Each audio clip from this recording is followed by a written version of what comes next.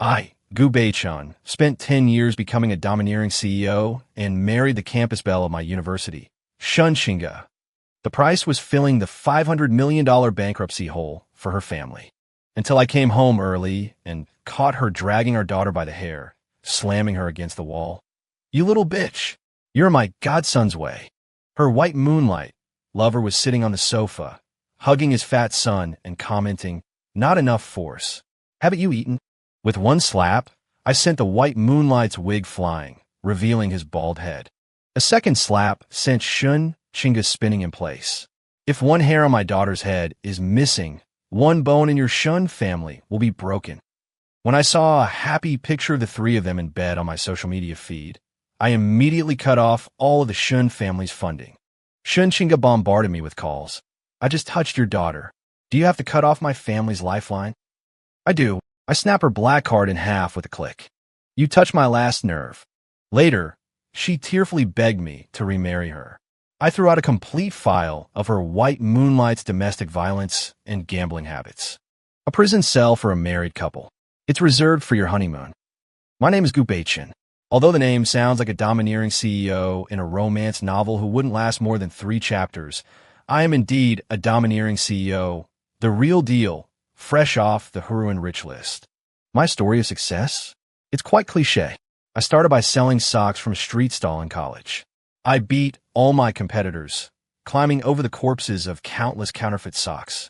In 10 years, I managed to turn the Goose Kick brand of cotton socks into the listed company, Beichun Group. Now, who doesn't respectfully call me Chairman Gu? Except, of course, for Shun Xinge. Shun Xinge, the belle of my university days, the eldest daughter of the Shun Group. Back then, I would ride my tricycle to deliver promotional socks to her dormitory. She, in her limited edition high heels, wouldn't even glance at me, only whispering sweetly into her phone. "Chen Lang, it must be past midnight where you are, right? Get some rest. Don't overtire yourself." That voice, so sweet it could kill a truckload of ants. Chen Lang, her white moonlight, the thorn in my side. A good-for-nothing who relied on his family's money to get a gilded education abroad. He flew to America right after graduation and, it said, quickly married the daughter of some wealthy Chinese-American businessman, leaving Shun Xinge, his devoted admirer, waiting on this side of the Pacific. How the tables have turned. Who would have thought that 10 years later, the luxurious ship of the Shun family would hit an iceberg on the verge of sinking without a trace? Old Mr. Shun, leaning on his cane, came to my office, trembling, with tears streaming down his face. "Beichun for Xinge's sake." I sat in my boss's chair, spinning a pen, looking out the floor-to-ceiling window at the business empire that belonged to me. TSK, for Shun Xinge's sake? Did she ever do anything for my sake back then? But I'm a businessman, focused on maximizing profits. Marrying Shun Xinge not only got me the goddess I once yearned for, but also allowed me to swallow the remaining channels and meager connections of the Shin family, while also earning a reputation in the circle for being loyal and righteous. This was a deal with no downside. So, with a wave of my hand, the $500 million hole was filled. The condition was that Shun Xinge would marry me. At the wedding, Shun Xinge wore Vera Wang, as beautiful as a porcelain doll, but her smile was a bit stiff, her eyes a bit empty. She didn't look at me directly throughout the entire ceremony. When the officiant asked, "Do you?" she waited a full 3 seconds before squeezing out a yes as quiet as a mosquito's buzz. Anyone who didn't know better would have thought I had forced her into it at knife point. Fine, a porcelain doll is a porcelain doll. It's good enough to be a pretty decoration at home. After the marriage, I invested money and effort, and the broken ship of the Shun family was patched up and able to creak forward again. In fact, being towed by my aircraft carrier, its speed was not slow. We also have a daughter, Gu Weiwei, 5 years old. The little girl looks like me, with big, blinking eyes. She's just timid. Whenever she sees Shun Xinge, she's like a mouse seeing a cat, shrinking her neck and not daring to make a sound.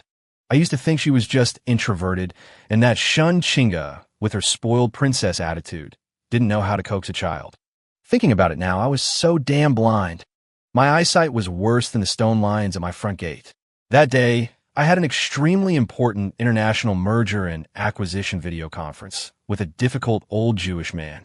Just as it began, my assistant Lin Xiao Xiao rushed in, her face as white as if it had been plastered. Chairman Gu, Wei Wei. Wei Wei's kindergarten teacher called. She said the child's emotions are very unstable.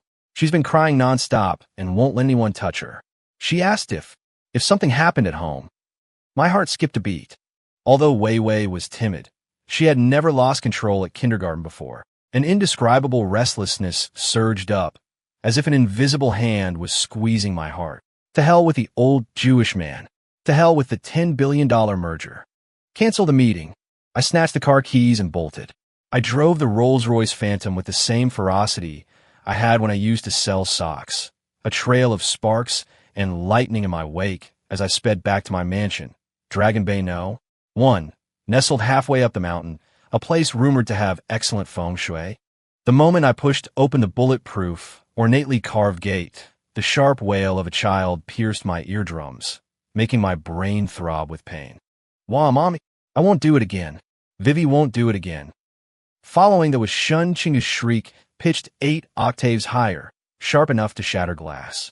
Won't do it again. You little bastard. Just like your nouveau riche father. A worthless gut snipe. How dare you get in the way? How dare you be so blind? You dare to touch Hao's Legos? Is it something you're worthy of touching? Thud. A dull thud like something hard hitting a wall.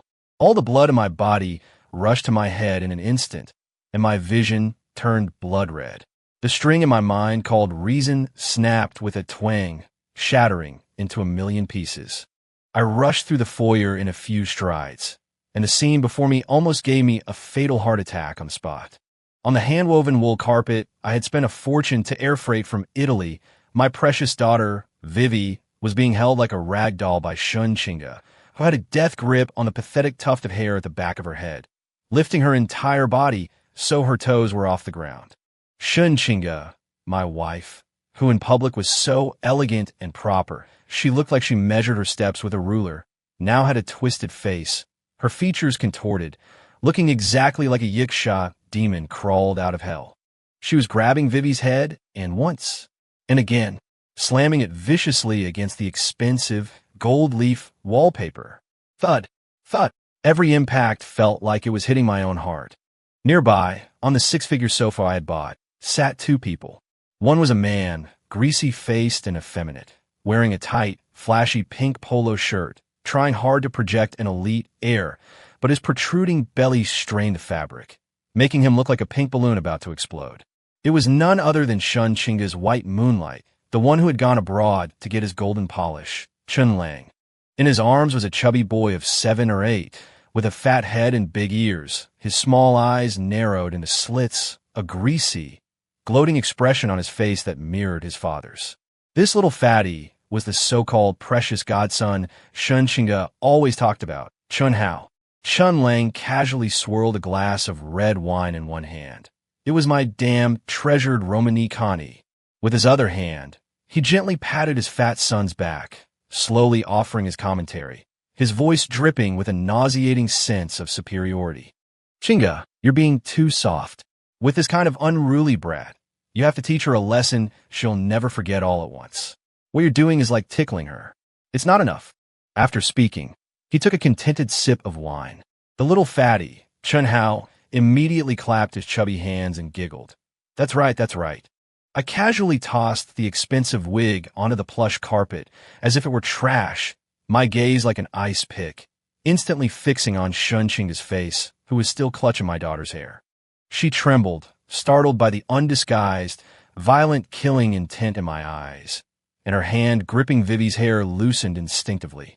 A perfect chance, I gathered my strength in my right hand, channeling 10 years of pent-up frustration, rage, and the shame of being played for a fool into a single slap. My arms swung in a full arc, carrying the force of a thunderbolt. Crack! A crisp, resounding slap, its echo lingering in the air, landed solidly on Shun Chinga's well-maintained, now horror-stricken, pretty face. The force was so immense it sent her into a 720-degree spin on the spot. A spinning top couldn't have been more standard. The limited edition Jimmy Choo stilettos on her feet snapped with a crack, dying a heroic death. Like a kite, with a broken string. She crashed spectacularly into the mahogany shelf, displaying a Qing Dynasty official kiln vase. Crash! Clang! The shelf toppled, the vase shattered, and the fragments, along with the shelf, embraced Shun Qingge intimately. She lay in a disheveled heap amidst the splinters of wood and porcelain, her meticulously styled hair undone. Half of her face swelled at a visible rate into a puffy steamed bun, a bright red five-fingered handprint clearly marking the scene. Clutching her face, she looked up, her eyes like poisoned daggers, yet filled more with incredulous shock. Shun, Qing, Yi. Each word was like an ice chip squeeze from between my teeth, radiating a bone-chilling cold. You'd better fucking listen to me. My Gu Beichen's daughter, Gu Vivi, if even a single hair on her head is missing.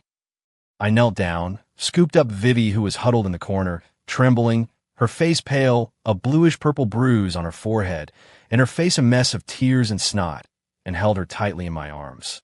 The little one, like a terrified quail, clung desperately to my shirt front, her small body shaking like a leaf in the wind.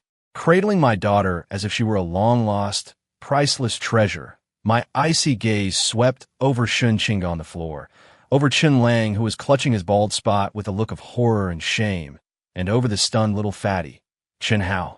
My voice wasn't loud, but it carried a decisive power that chilled to the bone. Your Shen family will give me a broken bone for it, and I mean what I say. The moment the words left my lips, I pressed the emergency call button in the inner pocket of my suit. In less than 5 seconds, 3 bodyguards in black suits and sunglasses, all over 6 feet tall, with muscles bulging so much they threatened to burst their suits, appeared like phantoms at the living room entrance. It was my most capable trio, a Long, a Hu, and a Biao. Their eyes, sharp as eagles, scanned the chaotic scene. When they saw Vivi in my arms, her forehead bruised and sobbing uncontrollably, their expressions instantly darkened to a thunderous black. Chairman Gu! They chimed in unison, their voices low and powerful. Holding Vivi, I jutted my chin towards the 3 pieces of trash on the floor. There, that pile of non-recyclable garbage on the floor, and that little fatty with the exposed light bulb. I made a point to gesture at Chen Lang, who was still covering his head, wishing the earth would swallow him whole. They're polluting the environment, an absolute eyesore. Clear them out for me, with the utmost speed and thoroughness. From now on, without my permission, don't even let a cockroach in. Understood. Along replied, his gaze cold. Without another word, a Hu and a Biao strode forward. What are you doing? Let go of me. Gu Beichen, how dare you? This is my house. Shun Qingge screamed and struggled as a Hu lifted her from the pile of debris like a chick, showing no mercy. My wig, give back. Don't touch me. My image. Chen Lang clutched his head, trying to retrieve the wig from the carpet, but a Biao pinned it with his foot and then dragged him out by the arm like a dead dog. Wah! Daddy! Mommy! Help! The bad guys are hitting people.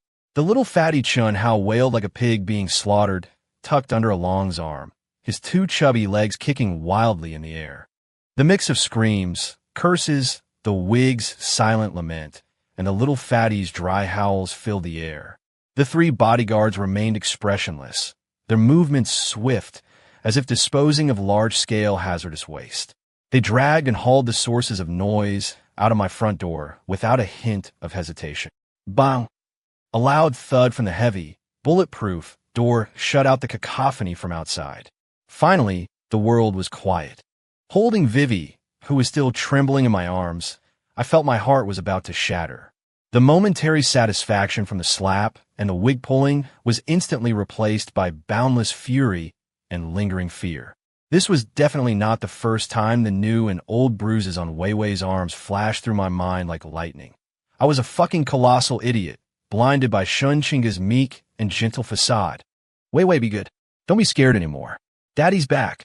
Daddy has chased all the bad people away. I held her, my voice unprecedentedly gentle, as if afraid to disturb a fragile dream, and shuffled step by step back to her princess room, which was filled with stuffed toys. I placed her on the soft little bed. Her small hand still clung tightly to the corner of my clothes, her big eyes filled with terrified tears. Her long eyelashes were clumped together, wet, like the wings of a butterfly drenched by rain. "Daddy, it hurts." She pouted her little lips, pointing at her red, swollen forehead with a look of utter grievance. Her voice, thick with the verge of tears, was as faint as a mosquito's buzz. That single word, "hurts," was like a red-hot knife stabbing viciously into my heart and fucking twisting twice. My nose stung, and I almost lost my composure. There. Daddy will blow on it for Weiwei. It won't hurt after Daddy blows on it." I leaned down, carefully blowing on the wound on her forehead, and with the utmost gentleness, I used my fingertips to brush away the teardrops on her face. The little girl's tense body gradually softened under my clumsy comfort. The fear in her big eyes slowly receded, leaving only deep grievance and reliance. After I called my private doctor, after a long ordeal, the little princess finally cried herself to sleep, sobbing intermittently in my arms. Even in her sleep, she would jolt in terror from time to time. I gently laid her down, tucked her in with the air conditioning quilt printed with little strawberries, and planted a soft kiss on her smooth forehead. Straightening up, I looked at my daughter's tear-stained face in her sleep. The rage I had forcibly suppressed erupted like a dormant volcano, lava surging straight to the top of my head. My daughter, the precious jewel Gu Beichun, held in my palm, afraid she'd fall, and held in my mouth, afraid she'd melt. In my own house, by that woman who ate my food, drank my wine, and lived off me, and that bald idiot and his fat son. They bullied her, and the most fucking outrageous part, the house was full of maids and nannies. Are they all fucking dead? Deaf or blind? My face darkened. I strode out of the princess room, pulled out my phone, and directly dialed the butler, old Zhao. My voice was as cold as the Siberian wind. "Everyone, assemble in the living room in 3 minutes. If you're 1 second late, pack your bags and get lost." In less than 2 minutes, the mess in the huge living room hadn't even been cleaned up, led by the butler, old Zhao, the cook, cleaning ladies, gardener, driver. More than a dozen servants stood neatly in 2 rows. Every one of them had their head bowed, not daring to breathe loudly. The atmosphere was so heavy you could wring water from it. I slowly paced in front of them, my gaze like a searchlight, sweeping over their tense and uneasy faces one by one. No one dared to meet my eyes. What happened in this house just now wasn't exactly quiet, was it? I spoke, my voice not loud, but it landed on everyone's heart with an invisible pressure. A dead silence. Only a few of the more timid maids began to tremble slightly. The young miss was crying so miserably. You didn't hear her? I paused, pointing a finger at them casually. The air grew even quieter. Fine beads of sweat appeared on Butler Zhao's forehead. Or perhaps, I raised my voice slightly, laced with the danger of an impending storm. You think the young miss deserved to be hit, or that it's perfectly natural for the madam to discipline her daughter, and that it's none of my business as the father. Thump, a young nanny's psychological defenses completely crumbled. Her legs gave way, and she knelt directly on the floor, her voice choked with sobs. "Mr. Gu, we didn't dare to say anything. The madam, she what?" I pressed, my gaze sharp as a knife. "The madam said if anyone dared to tell on her to you, she would make it so our entire families couldn't survive in Jiangchen." Another gardener stammered. I laughed, but it was a laugh of pure anger. What a show of power, using my money, living in my house, ordering my people around, and she even dared to threaten my people to keep their mouths shut. Couldn't survive? Fine. I took out my phone and dialed my all-purpose special assistant, Lin Xiao. The call connected instantly. Xiao. My voice returned to its usual calmness, but it carried a deeper chill. Right now, immediately, list all the servants on duty at Dragon Bay No. 1 today. Detail their failure to report, their dereliction of duty, their disloyalty to their employer. Write all down for me, clearly. A cruel arc formed on my lips. Then send it to the emails, WeChat groups, and moments of all the high-end domestic help agencies, property management companies, and the HR circles of the wealthy in Jiangchen. I want every member of Jiangxing's high society to know what kind of loyal servants I, Gu Beichun, have been keeping in my house. On the other end of the line, Lin Xiaoxiao was crisp and efficient. Understood, Chairman Gu. I guarantee they'll be famous throughout Jiangxing within 10 minutes.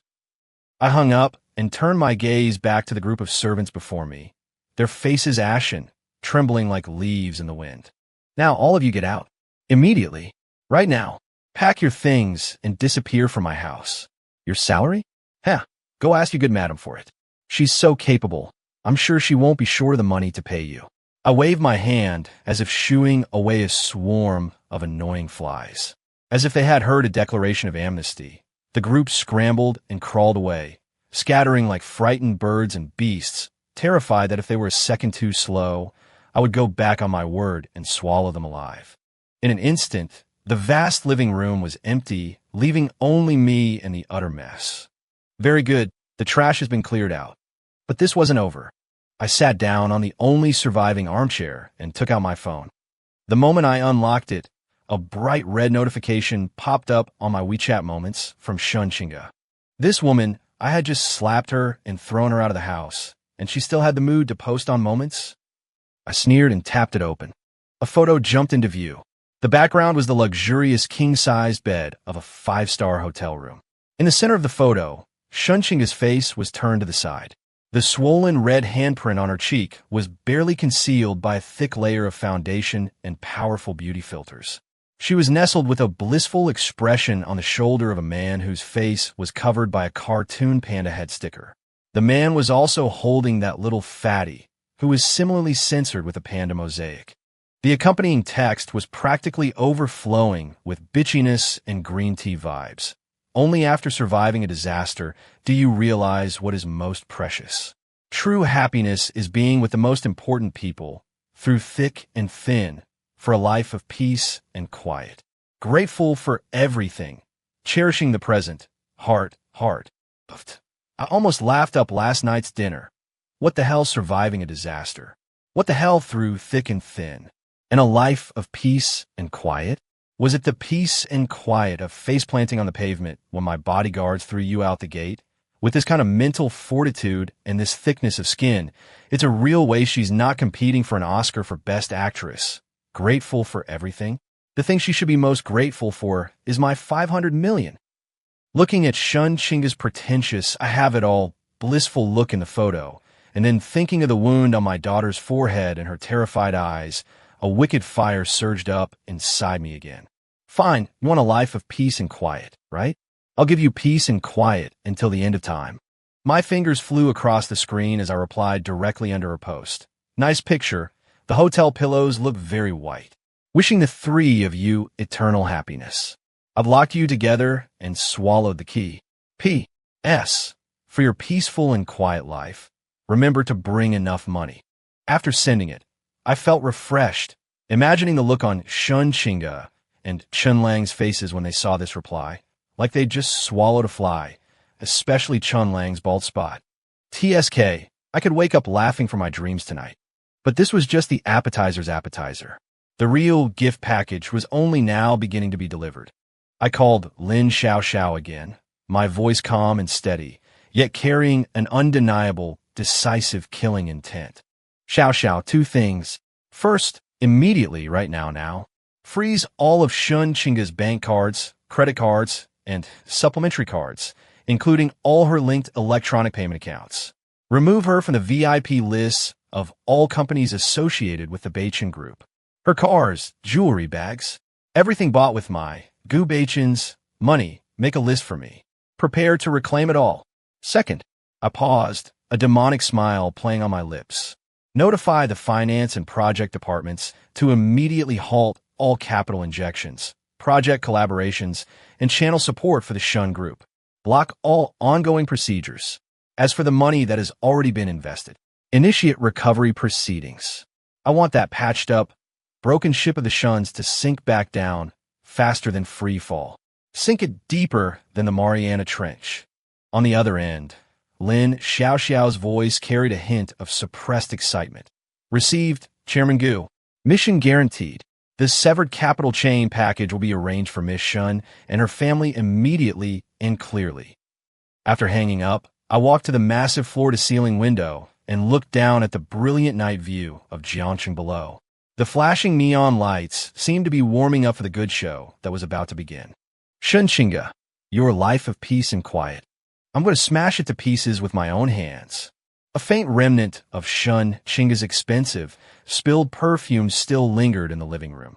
I had just put my phone back in my pocket, about to go to the kitchen to see if there was an ice pack for Wei Wei's little forehead, when that custom-made, diamond-encrusted phone, bright enough to blind a dog, began to vibrate like crazy.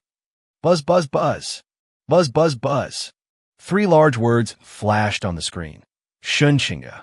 Ha, getting the cutoff notice so soon. Quite efficient, Special Assistant Lin. I sauntered slowly to the floor-to-ceiling window, admiring the empire I'd built outside. Oh no, the mid-level's night view I had bought, letting the phone dance on the coffee table. It rang a good dozen times. Feeling like it would self-destruct if I ignored it any longer, I condescended to slide the answer key and conveniently press speakerphone. Goo. Bye. Shun. Shun Xingge's shriek, so sharp it cracked, exploded instantly, with a penetrating power comparable to an air raid siren, making my eardrums buzz. Are you insane? What give you the right to cancel my cards? What give you the right to cut off my family's projects? Are you sick in head? I cleaned out my ear, my tone as placid as if discussing the weather. Well now, Miss Shun, such a temper? Weren't you just done being all serene and peaceful? Not going to rest your spirit? Cut the sarcastic crap. She was clearly driven mad with anger, completely losing her usual poised demeanor. Didn't I just touch your daughter? What's wrong with teaching an ignorant child a lesson? Is it necessary to cut off my family's livelihood for that? Gu Beichun, are you even a man? Your mind is smaller than the tip of a needle. I almost laughed out loud. Touch. Shun Xingge, do you take me for a blind man or an idiot? The lump on my daughter's forehead came from a touch. The bruises on her arm came from a touch. Or do you think that my daughter, Gu Beichun's daughter, is something you can just touch whenever you please? I paused, my voice suddenly dropping to freezing point, each word laced with shards of ice. As for your livelihood? The Shun family's livelihood. Who gave it to you? It was me. Gu. Bye.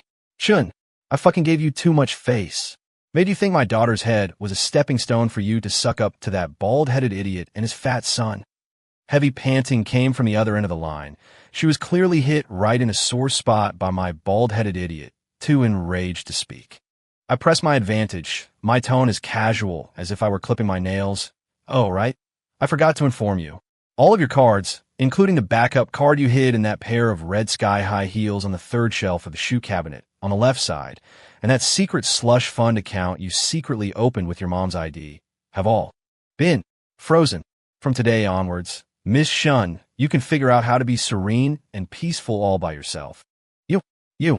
Shun Xingge's voice began to tremble with incredulous panic. Gu Beichun, you bastard. You'll die a horrible death. I want a divorce. Divorce? I raised an eyebrow, finally hearing what I wanted to hear. Great. Couldn't ask for more. Suits me perfectly. Just you wait. My Gold Star legal team will be at your door with the divorce papers to help you be serene and peaceful. I guarantee they'll make you sign it in a way that's as through thick and thin and unforgettable as a brand on your soul. Shun Xingge wanted to curse more, but I couldn't be bothered to listen. I cut the call directly and blocked her number for good measure. The world was quiet once again. The next few days were like hitting fast forward at 8x speed. Lin Xiaoxiao's efficiency was astounding. The divorce papers were slammed in Shun Xingge's face the very next day, accompanied by a detailed list of all the resources the Shun Group had eaten, taken, blocked, and demanded from Beichun over the years. The long string of zeros after the total amount was enough that the entire Shun family could spend 10 lifetimes busking on a pedestrian bridge and still not pay it off. The Shun family's capital chain? It wasn't just broken. It had evaporated into thin air without a single trace left. Old Master Shun called me 18 times in one day, his tone shifting from pained and bitter to tearful to furious. Finally, it turned into desperate pleading. Beichun. For Wei Wei's sake. Xingge was just confused. On my end of the line, I slowly sipped my coffee. Old Master Shun, whether she was confused or not, the court will decide. You should ask your dear daughter if she ever thought of Wei Wei when she was treating that bald light bulb and his son like treasures. After saying that, I hung up directly. Another one added to the block list. Shun Qingge's life? It was what you'd call eventful. The fall from the clouds into the mud is a bitter taste. Without my black card, the Shun family couldn't even protect themselves, let alone give her a single dime. That most important person of hers, Chun Lang, and her real son, Chun Hao, were kicked out of their five-star hotel by the exorbitant room fees after less than 2 days. Hard to go from extravagance to frugality? You need to have frugality to go to in the first place. Soon, Lin Xiaoxiao packaged up all of Chun Lang's glorious deed from his time gilding himself abroad and sent it to my email. I opened it and took a look. Whoa, holy cow. This wasn't a resume. It was a highlights reel for a true crime documentary. Gambling debts to loan sharks that had him chased all over town? Check.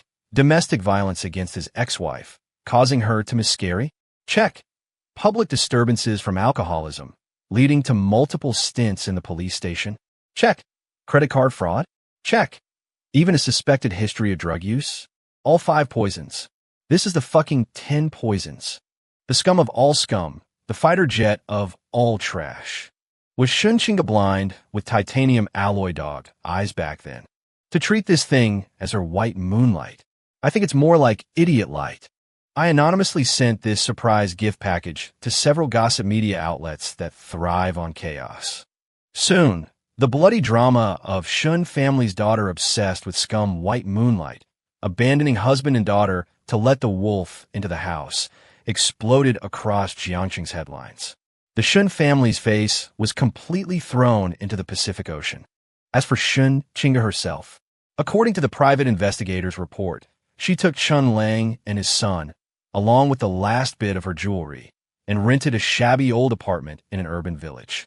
The former Miss Shun began to argue with the landlady over a few dozen yuan for water and electricity bills. And her true love, Chun Lang, after discovering that he really couldn't squeeze another drop of oil from her, revealed his true nature. Drinking, cursing, throwing things, and even started hitting her. That little fatty Chun Hao followed his example, ordering her around, punching and kicking her whenever he was slightly displeased, a little devil incarnate. Years of peace and quiet turned into chickens flying and dogs jumping, living in deep water and scorching fire. Just as I was busy integrating and annexing the remaining assets of the Shun family. And by the way, looking for the best child psychologist for Wei Wei, a strange number sent me a multimedia message. I opened it. A high-definition photo. The background was a dilapidated and dark warehouse. 2 people were lying on the ground, bruised and swollen, covered in blood, like 2 dead dogs with their tendons pulled out. It was Chun Lang and his fat son Chun Hao. Standing next to them was a woman with disheveled hair and tattered clothes, holding a baseball bat stained with dark red marks in her hand. Her eyes were empty, her expression numb, like a puppet whose soul had been drained. Shun Qingge. There was also a line of text below the photo. Gu Beichun, are you satisfied? Satisfied? I looked at the inhuman and ghost-like appearance of Shun Qingge in the photo, and then at the 2 dead dogs next to her. My heart was calm, and I even felt a little like laughing. Can't take it anymore. The suffering my daughter endured, this is just the beginning. I replied slowly and methodically. The police number is 110. Do you need me to dial it for you? After sending it, I immediately picked up another phone and dialed my private lawyer. Lawyer Wong, call the police.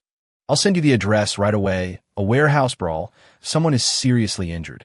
By the way, sue Shun Qingge for intentional injury. Make the evidence chain solid for me. I want her to have a few more years of peace and quiet inside. Then I dialed Lin Xiaoxiao again.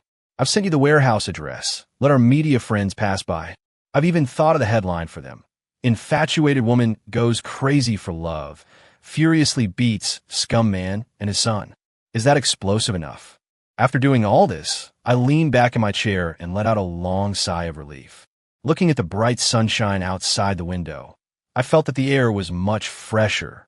Shun Qingge went in as she wished. Intentional injury. The evidence was conclusive. The circumstances were serious. Sentenced to 5 years. As for Chun Lang's broken leg, TSK, the weather is unpredictable, and people have misfortunes overnight. Who knew that he would get drunk and go crazy and crawl under the wheels of a speeding dump truck himself? The driver brother reacted quickly enough and only ran over one of his legs. It was truly a blessing for Bodhisattva. As for where the dump truck came from, you don't need to worry about that. I even kindly paid for his medical expenses. How could that have anything to do with me? After all, I am a law-abiding good citizen, acting bravely for a just cause, helping the injured. His son, Chun Hao at school. His days were also quite fulfilling. Somehow, the glorious deeds of his father Chun Lang spread throughout the campus. Domestic violence, gambling, living off a woman, and his Mediterranean pattern baldness became the laughingstock of the entire school. School bullying? That doesn't exist. The classmates were just enthusiastically helping him to recognize reality and experience the sinister nature of society in advance. I heard that the little fatty now walks clinging to the wall and trembles when he sees a crowd. 5 years passed in the blink of an eye. The day Shan Qingge was released from prison, the weather was gloomy with a light drizzle. I sat in an inconspicuous black car across the street, the windows tinted with dark film. The heavy iron gate of the prison opened with a clang. A thin, haggard woman in faded old clothes walked out. 5 years of prison life had completely worn away the last trace of a young lady in her, leaving only numbness and vicissitudes.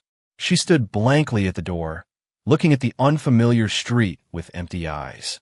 Just then, a man with a crutch, gray and sparse hair, and cloudy and crazy eyes, suddenly rushed out from behind a dilapidated van nearby.